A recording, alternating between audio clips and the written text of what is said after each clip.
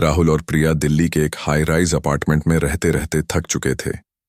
राहुल 32 साल का एक सफल लेकिन बर्नआउट राइटर था जो थ्रिलर नॉवेल्स लिखता था, और प्रिया 30 साल की एक क्रिएटिव डिजाइनर थी जो हमेशा पुरानी चीजों की तरफ आकर्षित होती थी। उन्होंने ऑनलाइन एक ऐड देखा, रावतपुर की पुरानी हवेली, सिर्फ 50 लाख में।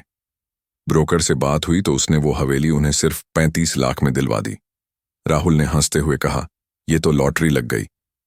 प्रिया को थोड़ा संदेह हुआ था, लेकिन राहुल की उत्सुकता ने उसे मना लिया। वे दोनों अपना सारा सामान लेकर रावतपुर पहुंचे। उन्हें वहां की हवा में पुरानी यादों की महक आई। उन्हें लगा कि हमारा सपना पूरा हो गया। हवेली बाहर से देखने में महल जैसी लगती थी। ऊंची दीवारें, नक्काशीदार दरवाजे और चारों तरफ फैला बगीचा जो अब जंगल बन चुका था। अंदर घुसते ही ठंडी हवा का झोंका आया, जैसे कोई सांस छोड़ रहा हो। प्रिया ने कहा, ये तो पुरानी है, थोड़ी मरम्मत की जरूरत है। लेकिन उसके मन में एक अजीब सी बेचैनी थी। पूरा दिन सफाई करने के बाद रात को वे थक कर सो गए, लेकिन प्रिया को लगा जैसे कोई उसे देख रहा है। सुबह उठते ही राहुल ने काम शुरू कर दिया। वह एक फ्रीलांस राइटर था और प्रिया ग्राफिक डिजाइनर। हवेली में एक बड़ा सा स्टडी रूम था जहां राहुल ने अपना डेस्क सेट किया। दिन बीता, लेकिन शाम होते होते अजीब घटनाएं शुरू हो गईं। रसोई में रखे बर्तन खुद ब खुद गिरने लगे।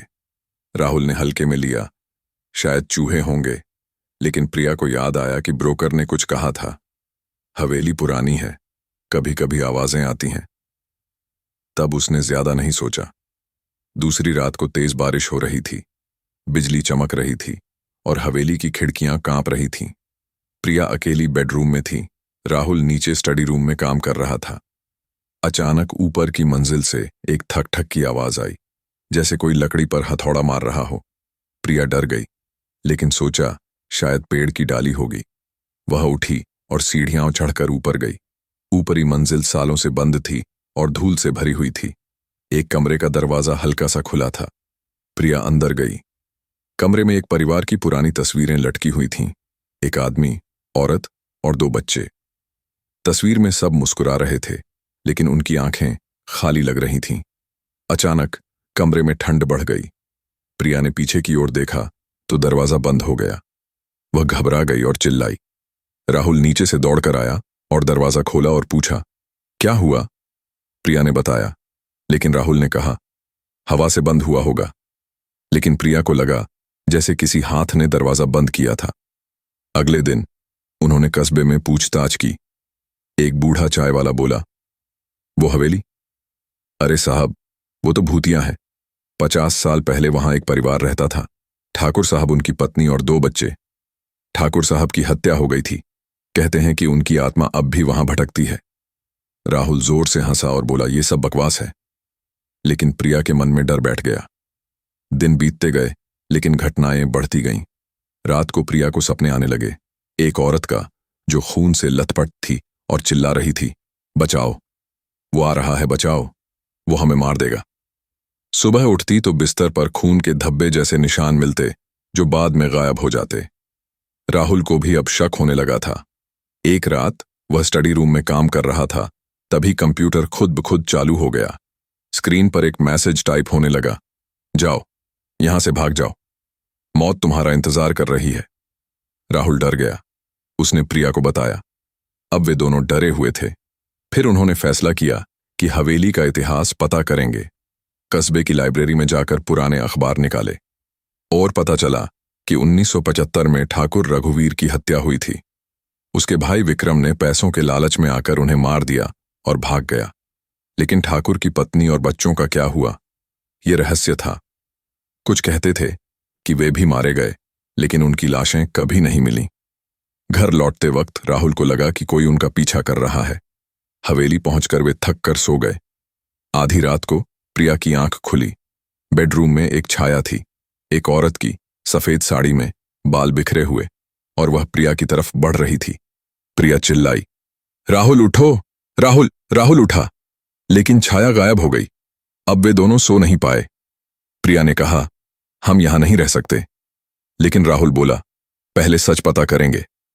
अगले दिन उन्होंने एक लोकल तांत्रिक को बुलाया। बाबा श्मशान भैरव। बाबा के हवेली में कदम रखते ही कहा, यहां नकारात्मक ऊर्जा है, आत्माएं कैद हैं। उन्होंने तंत्र विधि शुरू की, लेकिन तांत्रिक जैसे ही मंत्र पढ़ने लगा, हवेली हिलने लगी, दीवारों से खून टपकने लगा। बाबा श्मशान भैरव डर गए और भाग निकले। ये बहुत शक्तिशाली है। ठाकुर की आत्मा बदला चाहती है। राहुल और प्रिया अब फंस चुके थे। रात को ऊपरी मंजिल से बच्चों की हंसी की आवाज आने लगी। वे ऊपर गए तो कमरे में 2 बच्चे खेल रहे थे, लेकिन वे बच्चे नहीं, उनकी आत्माएं थीं। बच्चे बोले, पापा आ रहे हैं, छुप जाओ। अचानक एक बड़ा सा आदमी प्रकट हुआ। ठाकुर रघुवीर, चेहरे पर घाव, हाथ में कुल्हाड़ी। वह राहुल की तरफ बढ़ा। राहुल और प्रिया भागे, लेकिन सीढ़ियां गायब हो गईं। वे गिरते गिरते बचे। सुबह उन्होंने पुलिस को बताया, लेकिन पुलिस ने इसे मजाक समझा और चली गई। अब खुद जांच करना ही उन्हें आखिरी रास्ता लगा। उन्हें हवेली के तहखाने में एक गुप्त कमरा मिला। वहां उन्हें अलमारी में एक पुरानी डायरी मिलती है। डायरी में लिखा था कि विक्रम ने न सिर्फ ठाकुर को मारा, बल्कि पत्नी और बच्चों को भी जिंदा दफना दिया था। लेकिन विक्रम अब जिंदा नहीं था, वह सालों पहले मर चुका था। तो आत्माएं क्यों भटक रही थीं? अब राहुल को एहसास हुआ कि आत्माएं बदला चाहती हैं, लेकिन किससे? उन्होंने विक्रम के परिवार को ढूंढना शुरू किया। पता चला विक्रम का बेटा संतोष अब शहर में रहता है। राहुल ने संतोष को फोन किया और हवेली पर बुलाया। संतोष आया, लेकिन घबराया हुआ। उसने कबूल किया और बोला, मुझे पता है मेरे पिताजी ने क्या किया है, लेकिन मैं निर्दोष हूं। रात हुई और हवेली में जोर का तूफान आया। ठाकुर की आत्मा प्रकट हुई। वह संतोष की तरफ बढ़ी। संतोष चिल्लाया, मेरा इसमें कोई दोष नहीं है, मैं निर्दोष हूं। लेकिन ठाकुर की आत्मा बोली, मुझे मेरे परिवार का बदला लेना है। प्रिया और राहुल बीच में आए। प्रिया ने डायरी पढ़ी, जिसमें लिखा था कि सच्चा बदला माफी से है, न कि मौत से। उन्होंने ठाकुर की आत्मा को समझाया। उसकी आत्मा रुक गई। संतोष ने घुटनों पर बैठकर माफी मांगी और वादा किया कि वह हवेली को उनके परिवार की याद में संग्रहालय बनाएगा। अचानक ठाकुर की पत्नी की आत्मा बोली, ये झूठ है, विक्रम जिंदा है। पता चला संतोष ही विक्रम का छिपा हुआ रूप था। उसने प्लास्टिक सर्जरी करवा ली थी। वह पैसों के लिए वापस आया था। ठाकुर की आत्मा ने उसे पकड़ा और खींच लिया। चीखें गूंजीं। पूरी हवेली में अंधेरा छा गया और सब शांत हो गया।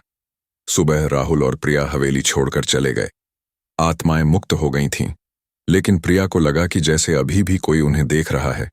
उन्होंने पीछे मुड़कर नहीं देखा।